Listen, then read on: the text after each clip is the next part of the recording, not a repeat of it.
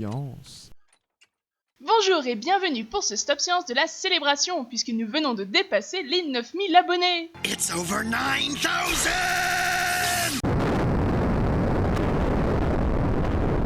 Et pour fêter ça, quoi de mieux que de consacrer un épisode au pingouin.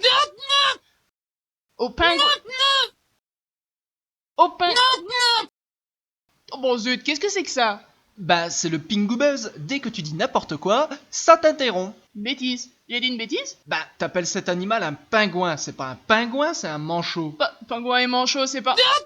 Ah non, ça va pas recommencer. Pingouin et manchot, c'est la même... Ah bah voilà, t'as tout pété la machine. T'es contente? Pingouin et manchot, ça n'a rien à voir. Bah, c'est quoi la différence alors? Un manchot, ça vit dans l'hémisphère sud et ça nage. Et un pingouin, ça vit dans l'hémisphère nord et ça vole. Pingouin? Ça vole? Et puis quoi encore? Ah bah non, je t'assure, les pingouins et les manchots sont deux animaux très différents.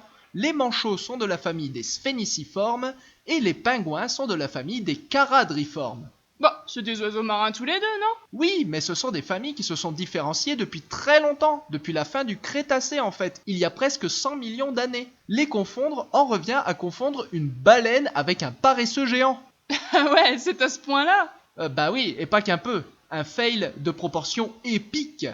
La confusion a deux origines. Premièrement, il existait il n'y a pas si longtemps de cela des pingouins dans l'hémisphère nord, et j'insiste, dans l'hémisphère nord uniquement, qui ne savaient pas voler et qui ressemblaient superficiellement à des manchots antarctiques. Et j'insiste bien, superficiellement seulement. Ça s'appelle de la convergence évolutive, mais ça ne fera jamais au grand jamais d'un pingouin un manchot.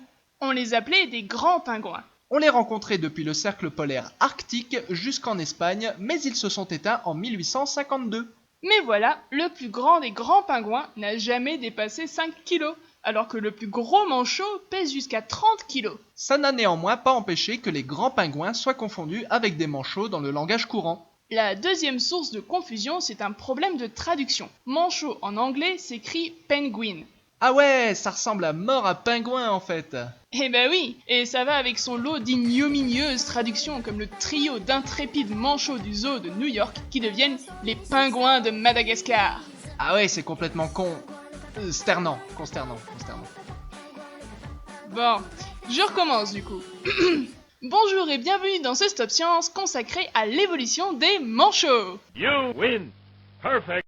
Les manchots sont les preuves ultimes de l'évolution des espèces, l'argument massu que les espèces ne sont pas issues d'un dessin intelligemment conçu. Et oui, car qui dit dessin intelligent dit cahier des charges. Si la nature a été fabriquée de toutes pièces, alors le moins qu'on puisse en attendre, c'est qu'elle soit bien faite. Explication. Si tout est intelligemment conçu, alors les oiseaux ont des ailes pour voler. Jusque-là c'est simple, tout le monde suit. Maintenant les manchots aussi ont des ailes. En tout point identique à celles des autres oiseaux. Les os, les muscles, les plumes, tout est là. Donc oui, les manchots ont des ailes, mais pas pour voler, non? J'espère qu'on ne vous l'apprend pas, mais les manchots évidemment, ça ne vole pas. Et en matière de cahier des charges, coller des ailes à un manchot qui ne vole pas, c'est à peu près aussi intelligent que de prendre l'autoroute en avion. Tu parles d'un dessin intelligent? Les manchots, comme tous les autres oiseaux qui ne peuvent plus voler, sont la preuve ultime que le créationnisme ne marche pas. Le seul moyen d'expliquer que les manchots aient des ailes alors qu'ils ne peuvent pas voler, c'est d'admettre qu'ils ont évolué à partir d'un oiseau, probablement marin, et qui volait. Ils se sont ensuite adaptés à la vie marine, perdant leur aptitude au vol, mais gagnant en agilité dans l'eau.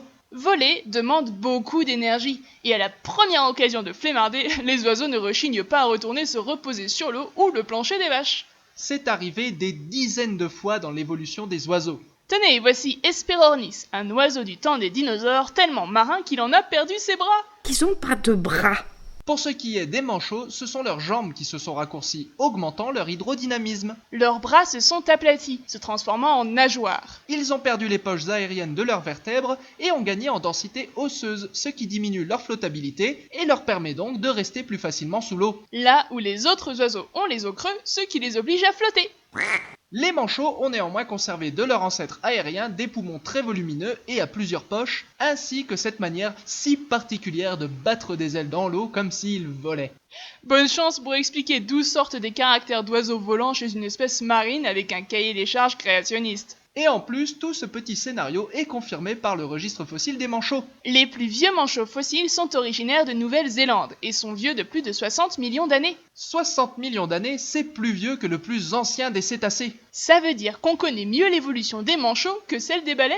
Et oui, avec seulement 53 millions d'années au compteur, Himalaya cetus, le plus vieux cétacé connu, ne fait pas le poids. Ah ah, dans les fanons, les rorquals. Et du coup, figurez-vous que ce très ancien manchot avait l'allure d'un cormoran. Attention, hein, les analyses génétiques ont montré que les oiseaux volants les plus proches parents des manchots ne sont pas les cormorans, mais les procellariformes comme les pétrels et les albatros. Mais ne nous faites pas dire ce qu'on n'a pas dit, hein. Ça veut pas dire que les albatros ou les cormorans sont des manchots, hein. Le plus vieux manchot, donc. Son nom est Waimanu, ça veut dire oiseau marin en maori. Il s'agissait d'un oiseau marin aux ailes encore flexibles mais trop petites pour lui permettre de voler. Ah oui, et ses jambes étaient déjà très courtes. Ça devait être un bon nageur. Oui, et la présence d'un manchot déjà bien adapté à la vie aquatique si peu de temps après la fin du règne des dinosaures suggère fortement que les tout premiers manchots qui ont quitté le monde des airs vivaient déjà au Crétacé. Ce n'est pas si surprenant puisque des oiseaux tels qu'Hesperornis avaient déjà pris la voie des mers bien avant eux. Mais la Nouvelle-Zélande n'était que le début de l'aventure pour les manchots. Il y a entre 48 et 49 millions d'années, une innovation anatomique va révolutionner la vie des manchots. En effet, les manchots modernes possèdent un système de refroidissement naturel qui permet de garder leurs ailes froides et ainsi de ne pas perdre de chaleur par les extrémités quand ils sont dans l'eau. Il s'agit d'un système d'artères et de veines à contre-courant. Les artères portant le sang vers l'extrémité de l'aile laissent échapper de la chaleur qui est immédiatement recaptée par les veines qui amènent le sang réchauffé au cœur. Ce système s'appelle le plexus sanguin de l'humérus, car les vaisseaux sanguins y sont si développés qu'ils laissent des traces remarquablement visibles sur l'os du bras, l'humérus.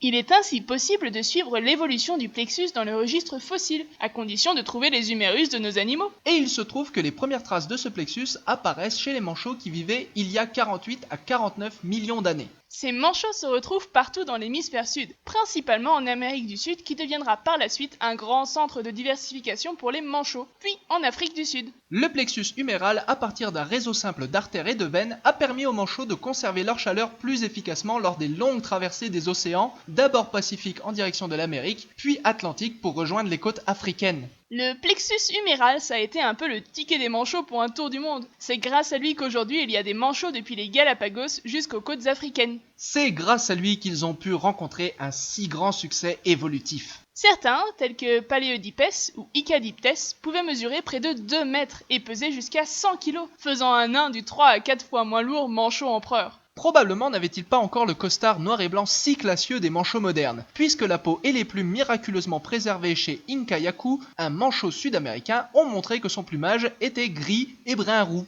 Mais aujourd'hui, la plupart des espèces de manchots sont menacées, à cause de la surpêche, du changement climatique qui perturbe leur reproduction, mais aussi à cause de la destruction de leurs habitats, pour faire des plages ou par des marées noires. Va-t-on laisser la success story des manchots prendre fin ainsi? L'avenir nous le dira.